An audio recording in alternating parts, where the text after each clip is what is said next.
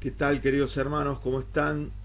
Comenzamos aquí esta segunda semana y vamos a estudiar en esta semana los libros históricos. Los libros históricos relatan la vida de Israel como nación desde el libro de Josué, que es etapa de la conquista de la tierra prometida, hasta el libro de Esther y pasando por los jueces, el libro de jueces, que eran caudillos libertadores, hasta que llegamos al establecimiento de la monarquía, siendo Saúl el primer rey de Israel, David y luego Salomón como los más trascendentes e importantes.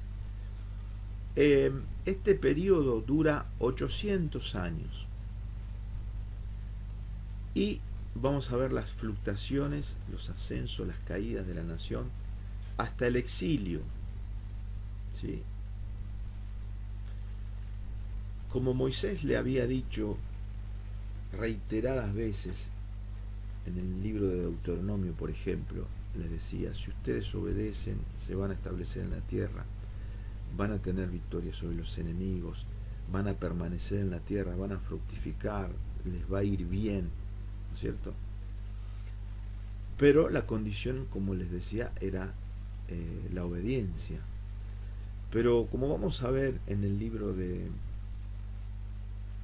jueces, hubo un proceso de idolatría, de rebelión, de desobediencia, donde reiteradas veces vamos a ver ese proceso donde Israel se apartaba de Dios, se volvía a los Baales y ¿qué sucedía? Eso redundaba en fracasos, en opresión enemiga, y ese proceso duró varios ciclos que ya lo vamos a ir a ver en detalle, pero que hasta que llegó Dios a tomar la determinación eh,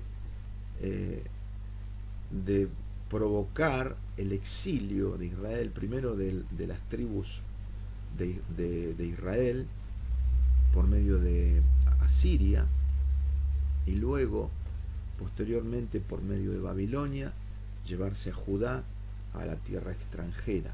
Y este es el proceso del exilio que dura aproximadamente 70 años. Vamos a ver que los profetas permanentemente llamaban a la obediencia, llamaban al arrepentimiento, anunciando de que si no se arrepentían iba a venir esta medida extrema que era el exilio, y el pueblo reincidió vez tras vez en la desobediencia hasta que se produce el exilio y son llevados deportados en principio a Asiria y luego a Babilonia. Luego, posteriormente, le estoy relatando brevemente la historia, ¿no? Posteriormente, cuando los medo-persa tienen el control mundial de los imperios de aquel momento, estos reyes tenían una actitud más benevolente con los pueblos bajo esclavitud y les permiten regresar. Ese regreso es llevado adelante por Zorobabel, por Esdras y Nehemías. Y entonces es ahí donde el pueblo reconstruye el templo, las murallas y a la nación en la tierra prometida nuevamente. Entonces, todo este proceso del cual estamos hablando dura 800 años y es lo que vamos a ir viendo ahora en las distintas etapas. Josué es el primer libro de esta serie y tiene que ver con la conquista de la tierra prometida.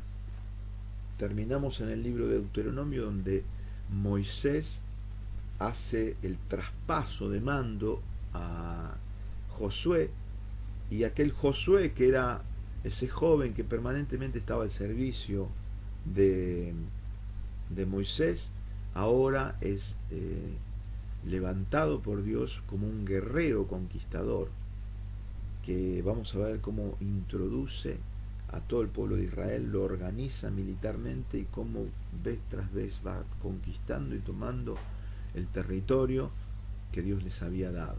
Entonces, Josué es aquel discípulo de Moisés que introduce a Israel en la tierra prometida.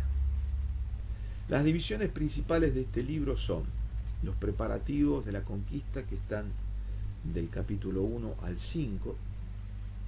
Del capítulo 6 al 12 está propiamente las batallas y la conquista de la tierra, que se dividió en 3 etapas. Primero la campaña al centro, en el capítulo 6 al 9, la campaña al sur, en el capítulo 10, y la campaña del norte, en el capítulo 11.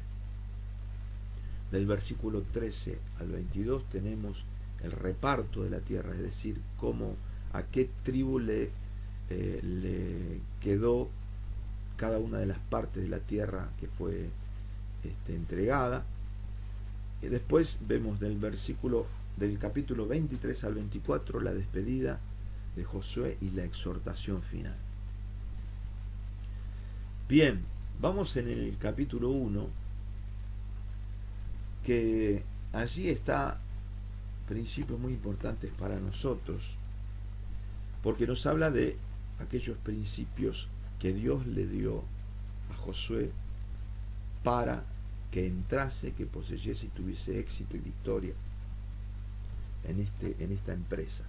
Y dice el capítulo 1: aconteció después de la muerte de Moisés, siervo de Jehová, que Jehová habló a Josué, hijo de Nun, servidor de Moisés, diciendo: mi siervo Moisés ha muerto, ahora pues levántate y pasa este Jordán, tú y todo este pueblo, a la tierra que yo les doy a los hijos de Israel.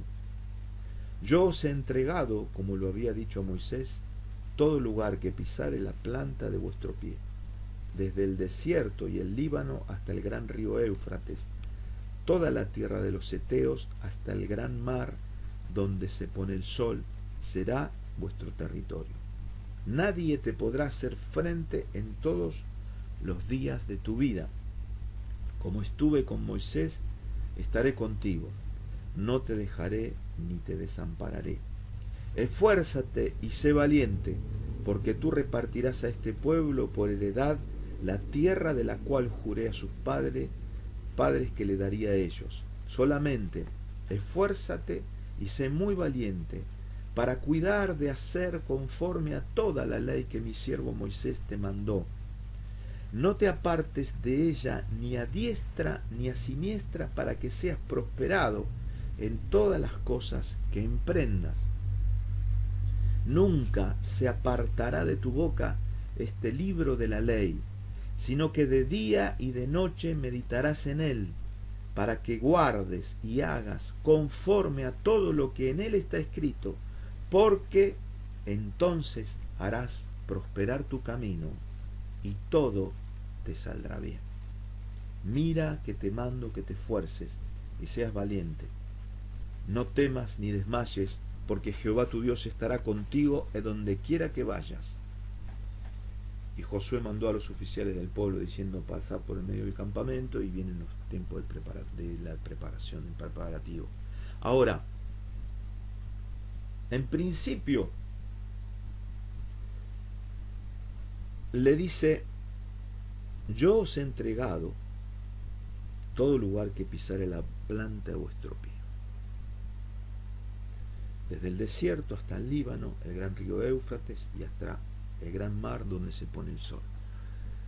Esto es muy importante, hermanos. Acá les está diciendo: esto es lo que yo les he entregado, esto es lo que ustedes tienen que hacer, este es el propósito. Y conforme a que esto era el plan de Dios, la voluntad de Dios, que ellos conquistasen esa tierra, les dice: esfuérzate y sé valiente. Y justamente la valentía tiene que nacer de la fe, de la confianza en el propósito de Dios. Es decir, que aquella certeza, aquella convicción, aquella valentía, ese arrojo, esa intrepidez, esa fortaleza para llevar adelante tal o cual propósito, tiene que nacer en la convicción de discernir, entender la voluntad de Dios. Cuando uno sabe lo que Dios quiere, lo que Dios tiene planeado, tiene que afirmar su corazón en ese propósito, confiar en que Dios lo hará y avanzar. Y esto fue lo que lo distinguió tanto a Josué como a Caleb, que fueron, como decíamos, de los dos únicos que de aquella generación que murió en el desierto entraron a la tierra prometida y la poseyeron. Ellos confiaron en Dios, tomaron su palabra, es decir, confiaron en lo que Dios decía era verdadero, era certero, y se entregaron con osadía a cumplir ese propósito y experimentaron la provisión, experimentaron la gracia, experimentaron el poder de Dios, porque el poder de Dios se desata sobre aquellos que creen a las promesas de Dios, sobre aquellos que viven conforme a la voluntad de Dios. Y Dios hace milagros en la medida que nos movemos en fe. Entonces, nos habla de que la valentía tiene que nacer en el discernimiento, en el conocimiento del propósito de Dios y de avanzar justamente en fe, confiando en Él. Segunda cosa que Dios le dice a Josué es: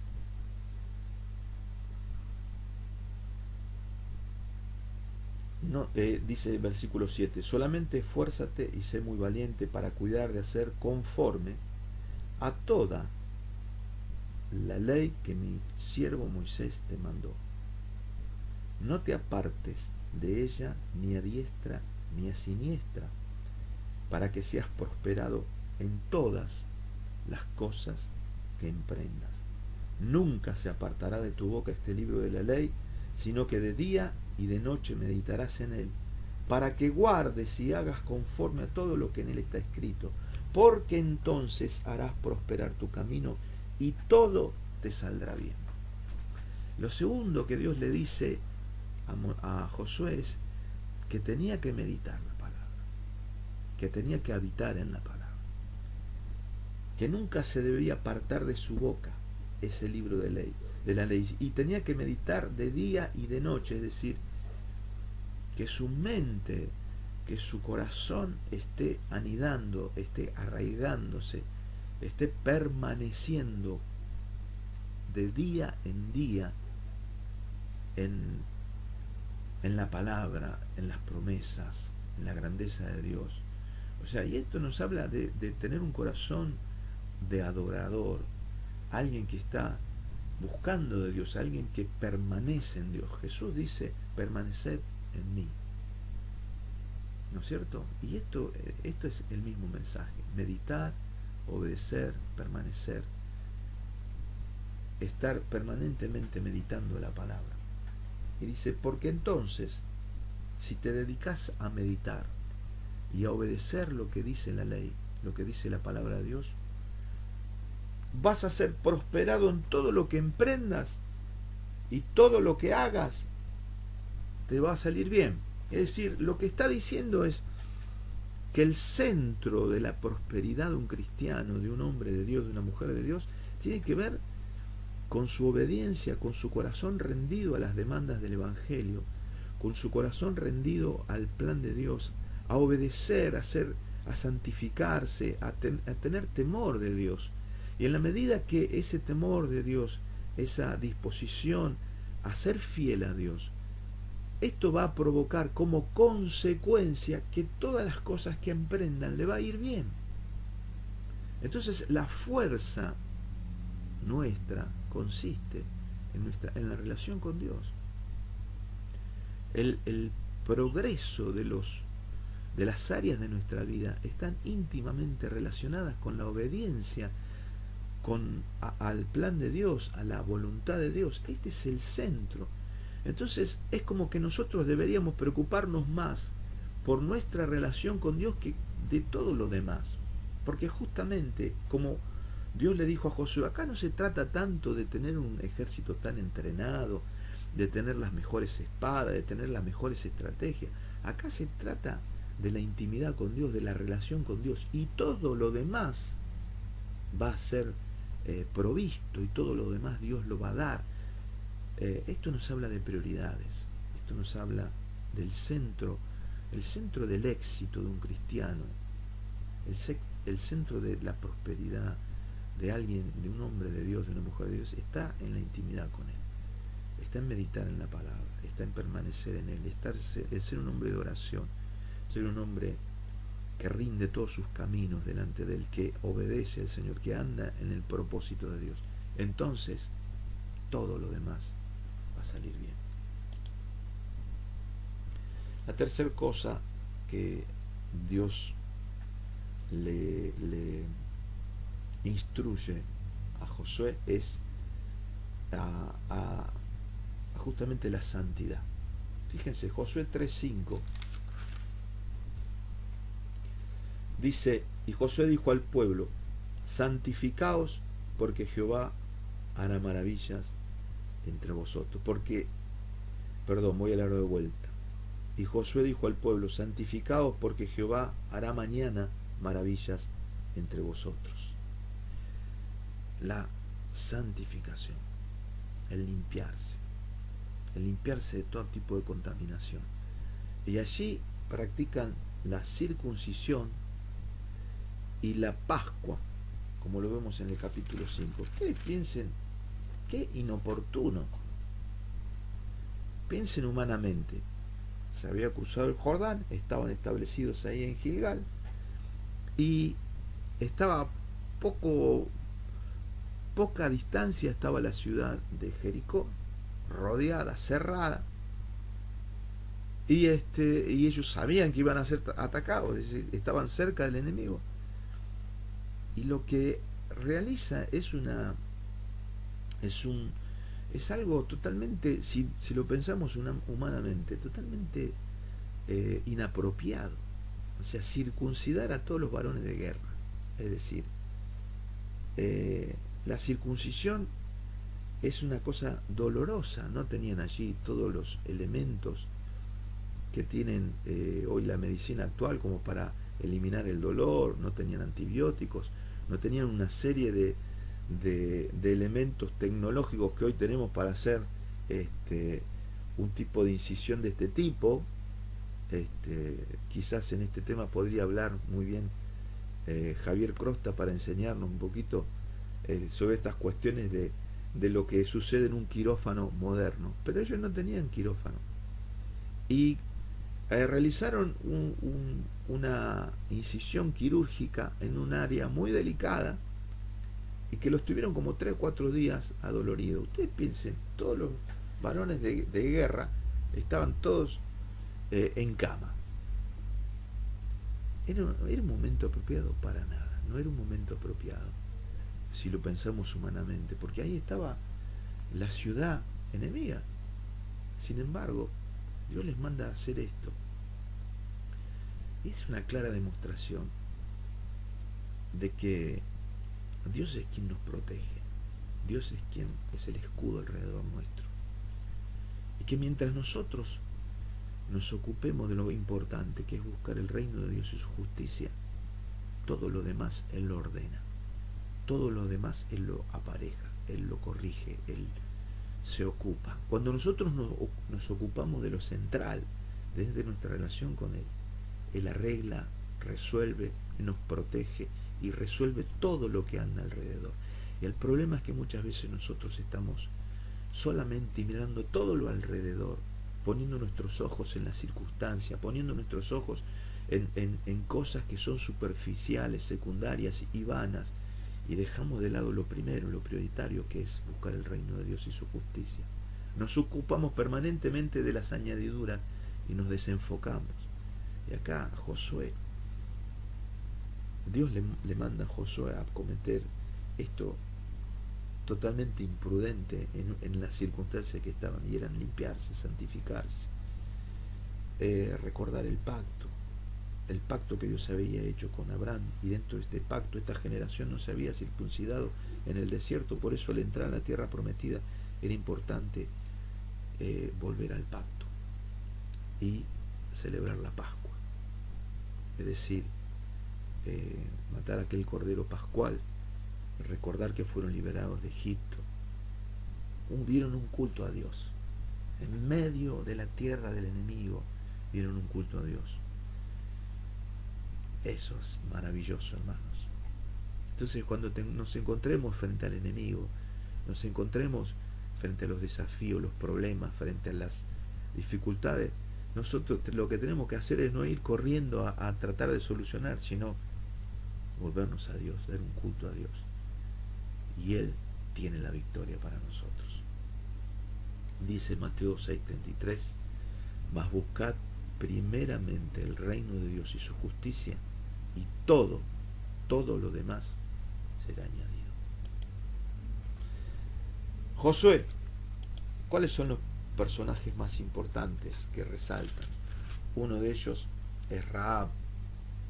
Capítulo 2 dice que Josué envía espías a la ciudad de Jericó, entre estos dos espías, y van a la casa de una ramera que se llamaba Rahab.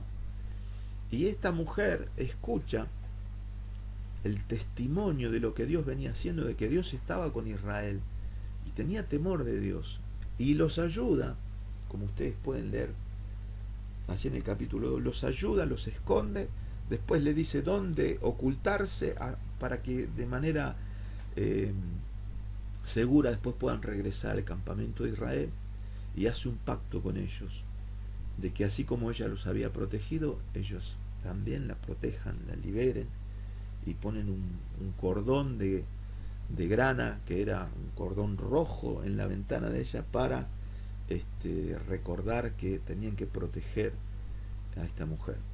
Y saben que vemos aquí, vemos la misericordia de Dios, porque esta mujer que tenía fe en Dios, que creía que ese era el Dios verdadero, Dios la incorpora a su familia, perdona sus pecados y la hace miembro del pueblo de Dios, pero no solo miembro del pueblo de Dios, sino que maravillosamente la hace miembro del linaje, de la sangre de aquellos que forman parte de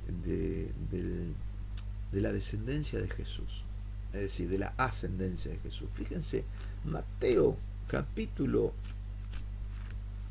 1, Mateo capítulo 1, que está la genealogía de Jesucristo. Versículo 5 dice, Salmón engendró de Rahab, estamos hablando de esta mujer que había sido prostituta. Salmón engendró de Rahab a Boz. Boz engendró de Ruth, ya vamos a ver a Ruth, que era una moabita, a Obed, y Obed a Isaí. Isaí engendró al rey David. El rey David, bueno, hasta que llegamos hasta Jesucristo. Qué tremendo que Dios haya incorporado a su familia real a esta mujer. Y esto significa que en Cristo somos nueva criatura. No importa en dónde comenzaste, importa que la sangre de Jesucristo nos haga ser una nueva criatura y sea un panorama nuevo en la gracia, en el perdón de Dios.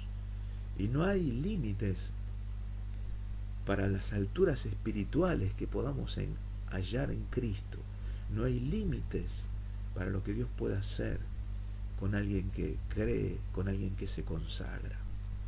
Dice allí en la oración de Ana que Dios saca del muladar al pobre para sentarlos con los príncipes. Y el muladar es el basurero. Dios puede sacar del basurero más profundo a una persona y hacerla sentar en su mesa, en la mesa de los príncipes. Así que Rahab nos recuerda la misericordia de Dios, el poder de Dios, la gracia tremenda que puede tomar a alguien de lo más terrible y transformarlo, limpiarlo y ubicarlo en una posición de honor en la mesa, en su mesa. ¿Qué más? Vemos también en el libro de Josué a Acán. Este es un mal ejemplo. Capítulo 7 dice que Dios les mandó al pueblo de Israel que destruyesen todo cuando fuesen y tomasen la ciudad de Jericó. Y dice que Acán, cuando ingresó, él vio un manto babilónico, vio un lingote de oro, vio distintas cosas de valor y las tomó y las guardó. Entonces, esto trajo como consecuencia la derrota frente a un pueblo mucho más chiquito que era Jai, que estaba ahí cerca. Y vemos que el pecado trae derrota comunitaria. Es decir, el pecado no solo afecta a la persona en la cual está involucrada en ello, sino también afecta al clima espiritual, afecta, dificulta, trae derrota, trae debilidad, trae opresión del enemigo, trae justamente confusión y trae opresión básicamente el pecado.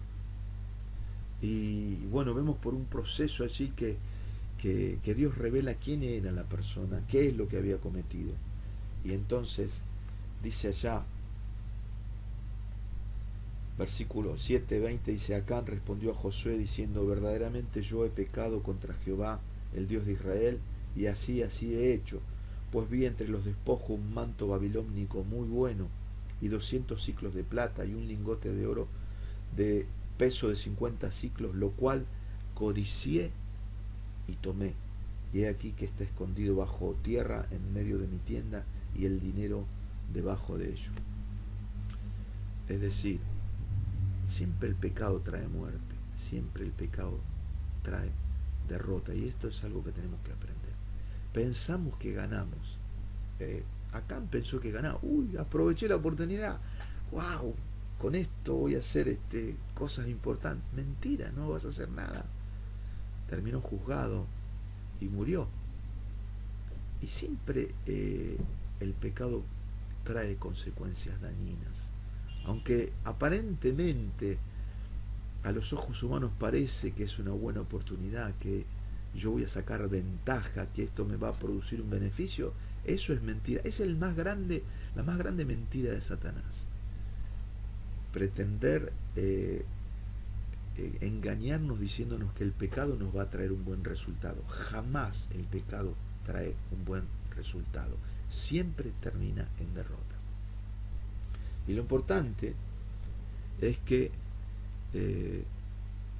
terminan sacando a luz el pecado, juzgándolo y eliminándolo. Entonces, esto es un procedimiento que la iglesia debe recuperar. Mateo 18, 15 al 18 nos habla de si un hermano peca, ve y habla tú con él solo. Si te escucha, has ganado a tu hermano. Ahora, si no te escucha, toma 2 o 3 testigos, y si no escucha a estos 2 o 3 testigos, dilo a la iglesia y tenle por gentil y publicano. El procedimiento justamente de sacar a luz el pecado, de tratarlo, y si no hay arrepentimiento, de disciplinarlo, es un procedimiento que debe existir en la iglesia. Es doloroso, es difícil, pero hay que ejecutarlo, porque ¿qué sucede? Porque la iglesia tiene que examinarse, la iglesia tiene que moverse en principios de santidad. Y si hay alguien que no quiere obedecer los principios establecidos por Dios, esa persona está desobedeciendo y está afectando la vida espiritual de toda la comunidad. Por eso es importante reconvenirlo, orar por él, restaurarlo. Pero si no quiere ser restaurado, es evidente que no es alguien que quiera andar en la voluntad de Dios. Acán. La tercera cosa importante sucede con los Gabaonitas en el capítulo 9. Allí dice que llegaron unos caminantes y traían aspecto de venir de muy lejos, venían muy sucios, muy desarreglados, con sus alforjas llenos de pan mohoso, como que venían de hace mucho tiempo, de muy lejos, zapatos viejos, recocidos, y le dije: nosotros venimos de muy lejos y queremos hacer pacto con ustedes. Y ellos terminan haciendo pacto de defenderlos, de ayudarlos. Y lo tremendo es que esta gente había sido mentirosos, que de manera hipócrita falsearon la verdad hicieron un pacto, pero eran vecinos cercanos. Dice el versículo 14, y los hombres de Israel tomaron de las provisiones de ellos y no consultaron a Jehová. Es decir, hicieron un pacto de proteger a este pueblo sin consultar a Dios, sin discernir. Y dice 1 Juan capítulo 4 versículo 1, probad los espíritus si son de Dios, porque muchos falsos profetas han salido por el mundo. Es decir, nosotros debemos, cuando hay un ofrecimiento, cuando hay la posible alianza con alguien para hacer algo juntos, uno tiene que probar si eso es de Dios, tiene que consultar a Dios. No podemos unirnos en proyectos, en planes, en agendas, con cualquier propuesta que venga a nuestra vida, porque tenemos que probar los espíritus si son de Dios. Y también dice 2 Corintios 6, 14 al 7.1, léanlo, que no debemos unirnos en yugo desigual con los incrédulos. Es decir, no debemos asociarnos en una amistad o en un compromiso, ya sea afectivo, emocional, laboral, comercial, de manera cercana con alguien que no comparta nuestros mismos principios, nuestra misma vida espiritual. Y esto hizo Israel. Hicieron pacto de protección, de cooperación con un pueblo mentiroso que vivían por ahí. Y después terminaron defendiéndolos por haber tomado apresuradamente, haber realizado una alianza que no era de Dios. Y esto después nos trae conflictos futuros. Ustedes lo pueden leer. Entonces, el tema de los gabaonitas es que tengamos en cuenta este principio. No nos aliemos, no hagamos alianzas, no nos unamos con aquellas personas que no comparten de forma profunda nuestros mismos intereses, nuestras mismas prioridades, nuestra misma vida en Cristo. Ahora, esto no significa que yo no voy a tener una amistad con alguien que voy a jugar al fútbol, o alguien con el cual yo trabajo en la oficina, o lo que no. Estamos hablando de cosas más profundas, una relación afectiva. Por ejemplo, yo no puedo tener un noviazgo, si amo a Cristo, no puedo tener un noviazgo con alguien que no comparte mi vida espiritual, porque hay un yugo desigual, es decir, la persona no comparte mi vida espiritual, entonces vamos a tener disidencias, diferencias en todos los aspectos de la vida. Entonces, yo no puedo conformar un matrimonio con alguien que no está unido a Cristo, porque vamos a tener en el centro dificultades en nuestra vida. Y así también una sociedad comercial. Si yo realizo una sociedad comercial, me uno en un mismo propósito con alguien que no comparte mis mismos principios, vamos a tener dificultades en la administración del dinero, en la forma de comprar, en la forma de tratar a los empleados, etc. Por eso es importante que cuando esta unidad con alguien respetemos el principio espiritual de estar unidos profundamente con aquellos que participan de Cristo. Caleb, la palabra Caleb, el nombre Caleb significa intrépido. Esto está en el capítulo 14 en adelante. Caleb y Josué fueron los únicos que traspasaron el desierto y entraron a la tierra prometida. Y es hermoso escuchar el testimonio de Caleb. Y esto está en el capítulo 14 y 15. No me voy a detener aquí porque sería muy largo, pero vemos la fidelidad de este hombre, que estuvo unido al pueblo de Dios, que hasta incluso soportó los 40 años de andar en el desierto, porque no se podía haber cortado solo, podría haber dicho, nada, yo entro, esta gente incrédula, desobediente, yo entro solo. Sin embargo, no hizo eso, no se apartó del pueblo de Dios, a pesar de las frustraciones que seguramente tanto a Caleb, a Josué, como a Moisés le traía las dificultades de la convivencia con el pueblo de Israel. Él no se apartó de su pueblo, esperó el tiempo de Dios. Y esperó el tiempo de Dios para él. Y al fin y al cabo tuvo ese territorio. Pero este es un tema importante. Él podría haberse cortado solo, sin embargo no anduvo solo, sino que caminó en sujeción, en el plan de Dios, unido a su pueblo. Caleb. Y vemos después en Josué capítulo 23 y 24 que ya se está despidiendo, pero especialmente en el versículo 15 del capítulo 24 les hace un desafío tremendo al pueblo y le dice, vamos del 14, ahora pues temed a Jehová y servidle con integridad y en verdad, y quitad entre vosotros los dioses a los cuales sirvieron vuestros padres al otro lado del río y en Egipto, y servid a Jehová. Y si mal os parece servir a Jehová, escogeos hoy a quién sirváis, si a los dioses a quienes sirvieron vuestros padres cuando estuvieron al otro lado del río, o a los dioses de los amorreos en cuya tierra habitáis. Pero yo y mi casa serviremos a Jehová. Qué tremendo, ¿no? Yo y mi casa serviremos a Jehová. Compromiso total con el Señor.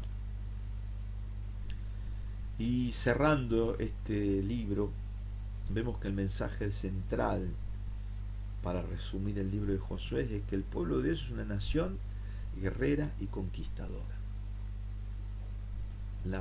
El pueblo de Israel, el pueblo de Dios, nosotros hoy como iglesia también somos un pueblo guerrero y conquistador.